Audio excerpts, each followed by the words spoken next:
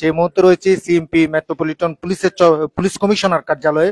সিএমপির ইতিহাসে সবচেয়ে বড় অভিযান পরিচালনা করে অস্ত্র, মাদক, গোলা বারুদ, নগদ টাকা উদ্ধার করা হয়েছে। সিএমপির পুলিশ ঊর্ধ্বতন কর্মকর্তারা বলছেন সিএমপির ইতিহাসে এটি সবচেয়ে বড় আসলে অস্ত্র উদ্ধার মানে অভিযান। তো এখানে নিশ্চয় আপনারা দেখতে পাচ্ছেন দেশি বিদেশি অস্ত্র সহ 13টি আগ্নেয়াস্ত্র আসলে উদ্ধার করা হয়েছে এবং কার্তুজ রয়েছে, গোলা বারুদ রয়েছে, এরপরে একটি ড্রোন রয়েছে, একটি মুখোশ রয়েছে। অর্থাৎ পাঁচলাইশ থানা এবং চাঁদগাঁও থানার পৃথক 4টি অভিযান পরিচালনা করে পুলিশের ঊর্ধ্বতন কর্মকর্তারা বলছেন দীর্ঘ 12তম অর্থাৎ দিনের অর্ধেকটা সময়ে কিন্তু তারা এই অভিযান পরিচালনা করে কিন্তু আসলে এই অস্ত্র, গোলা বারুদ, মাদকের মধ্যে ইয়াবা এবং গাঁজা রয়েছে, সেগুলো কিন্তু আসলে উদ্ধার করা হয়েছে। নিশ্চয়ই দেখতে পাচ্ছেন পুরো টেবিলটা কিন্তু আসলে অস্ত্র, গোলা বারুদ, মাদকে আসলে পুরো ভরপুর হয়ে গেছে। আমি একটু যিনি ডিসি উত্তর রয়েছেন জনাব আমিরুল ইসলাম, তার কাছ থেকে একটু জানতে চাইবো। আপনি বলছেন সিএমপির ইতিহাসে বিপুল পরিমাণ অস্ত্র, গোলা বারুদ উদ্ধার করেছেন, এটি কিভাবে আসলে সম্ভব হয়েছে পাঁচলাইশ থানা এবং চাঁদগাঁও থানা যৌথ অভিযানে, একটু জানতে চাই। ধন্যবাদ সাংবাদিক ভাই। আপনার অবগতির জন্য জানাচ্ছি আমাদের চট্টগ্রাম মেট্রোপলিটন পুলিশের সুযোগ্য পুলিশ কমিশনার জনাব হাসিব আজিজ স্যারের একদম দক্ষ নেতৃত্বে, একদম সুদৃঢ় নির্দেশনায় স্যারের টোটাল ইনস্ট্রাকশন হলো চট্টগ্রাম মহানগরী হবে একটা রোল মডেল এবং এটা নিরাপদ একটা শহর হবে যেখানে সাধারণ জনগণ নির্বিঘ্নে তাদের জীবনযাপন করতে পারে। এবং স্যারের নেতৃত্বে আমাদের total team Chattogram team CMP বলি আমরা, টিম সিএমপির ডেডিকেশন ছিল, একদম আটমোস্ট ডেডিকেশন ছিল, যার পরিপ্রেক্ষিতে আমাদের চাঁদগাঁও থানার সার্বিক তত্ত্বাবধানে কোঅর্ডিনেশনে পাঁচলাইশ থানা, বাকুলিয়া থানা সহ টোটাল আমাদের in fact more than 50 police force, আমরা অফিসার সহ 50 জনের একটা টিম সারাদিনের অভিযানে আমাদের চৌকস সোয়াট টিম সহ আমরা অভিযান করতে সক্ষম হয়েছি। এর বাইরে আমাদের এই অভিযানের সফলতার পেছনে অন্য গুরুত্বপূর্ণ ভূমিকা পালন করেছে আমাদের কিছু অর্থাৎ প্রযুক্তিগত দিক আছে।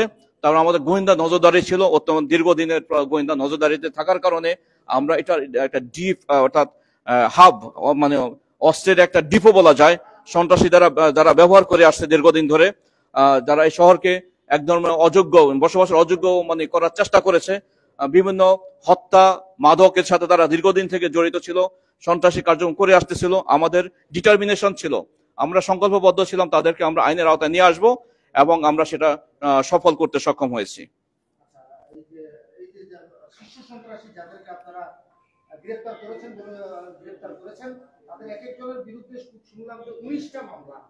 তারপরও তারা আসলে জামিনে বের হয়ে এতগুলো অস্ত্র এই যে সন্ত্রাসী কার্যক্রম পরিচালনা করছে, এটা আসলে এক ধরনের, এটা তো চট্টগ্রামের জন্য খারাপ। জি ধন্যবাদ। তাদের বিরুদ্ধে দীর্ঘদিন ধরে তারা সন্ত্রাসী কার্যকলাপ করে আসতেছিল, বিভিন্ন সময়ে আমরা তাদেরকে গ্রেপ্তারও করেছি। আর এদের তো শুধু 1-2 ব্যক্তি না, আমরা অলরেডি এখানে গ্রেপ্তার হয়েছে গতকালকের স্পটগুলোতে 3 জন গ্রেপ্তার হয়েছে। এর বাইরে প্রায় 23-24 জনের আমরা তাদেরকে কোয়ারি করে নাম পেয়েছি। এর আগেও আমরা তাদের বেশ সেভারাল পার্সনকে আমরা বিভিন্ন সময়ে প্রায় 8-10 জনের মতো আমরা গ্রেপ্তার করেছি তাদেরকে। তো আমরা আমাদের দায়িত্ব যেটা, আমরা আসামিদেরকে মানে সন্ত্রাসীদের গ্রেপ্তার করে আমরা আদালতে সুপর্দ করে থাকি। আর এরা যাদেরকে গ্রেপ্তার করতে পারি না তারা অত্যন্ত দুর্ধর্ষ, অত্যন্ত কৌশলী, বাট আমাদের কার্যক্রম চলমান আছে, আমরা যে কোনো উপায়ে যে কোনো দিন তাদেরকে গ্রেপ্তার করব। ছাত্র আন্দোলনের সময় যারা প্রকাশ্যে গুলি ছুঁড়েছিল, এই অস্ত্রগুলোর মধ্যে কি সেই অস্ত্র? এই অস্ত্রগুলো থাকার সম্ভাবনা রয়েছে, কারণ অস্ত্রের যেই রকম ফের যা তার লুকে মনে হয়েছে বিভিন্ন সময় অস্ত্রগুলো ব্যবহার হয়ে থাকতে পারে।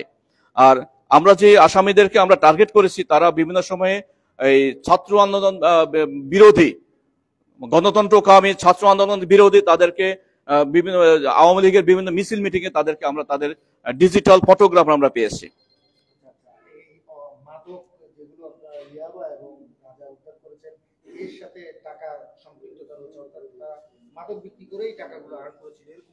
নিঃসন্দেহে আমরা তাদের স্পট থেকে টাকাগুলো রিকভারি করেছি এবং টাকা কাউন্টিং মেশিন ওখানে আছে। এই যে কাউন্টিং মেশিন, এটা নর্মালি ব্যাংকিং প্রতিষ্ঠানগুলোতে থাকে। আর এখানে মাদক বিক্রির টাকা, আমরা অনুমান মাদক বিক্রির টাকা না, চাঁদাবাজির টাকা, তারা বিভিন্ন অঞ্চলে ওই মানে বিশেষ করে বহদ্দারহাট এবং সারাউন্ডিং এলাকাতে চাঁদাবাজির সাথে সরাসরি জড়িত। মানুষের আন্ডার কনস্ট্রাকশন বিল্ডিং গুলো করতে গেলে তারা বিভিন্ন জায়গায় চাঁদা দাবি করে। এবং এই যে মুখোশটা আমরা দেখতে পাচ্ছি, ভয়ঙ্কর একটা মুখোশ, এই মুখোশটা কোথা থেকে উদ্ধার করবেন? মুখোশটা কি কাজে ব্যবহৃত হতো বলে মুখোশটা আমরা গতকালকে যেই আমরা স্পট পাঁচলাইশ থানাধীন যেই কি একটা সমিলের পাশে যে আমরা যেখানে অস্ত্র উদ্ধার হয়েছে, 13টা অস্ত্র যেই ভেনু থেকে উদ্ধার হয়েছে, সেখান থেকেই এই মুখোশটা উদ্ধার করেছি। এই মুখোশটার আর একটা রেকর্ড আছে, বুঝছা এই মুখোশটা ইউজ করে সে ফটোগ্রাফ করেছে এবং বিভিন্ন সোশ্যাল মিডিয়াতে সেটা প্রচারও করেছে। জি জি, আপনাকেও ধন্যবাদ। Thank you.